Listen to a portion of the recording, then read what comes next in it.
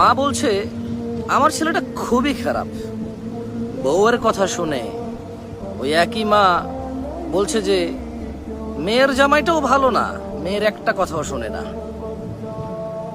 বোন বাপের বাড়ি এসে বলল যে ভাইটা আগের মতো নেই, খারাপ হয়ে গেছে, তত্ত্ব তালাশ করে না, দাওয়াত দেয় না, খোঁজ খবর নেয় না, ঈদ চাঁদ কোরবানি যায় জামা কাপড় দেয় না, একটু দাওয়াতও করে না, একটু বিপদে পড়লে হেল্প করে না।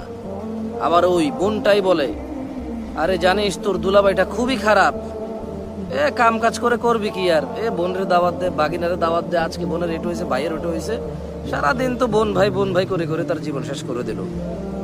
ভালো পড়েনি জামাইটা, মানে ভালো পড়েনি। অবাক অবাক করা চরিত্র না?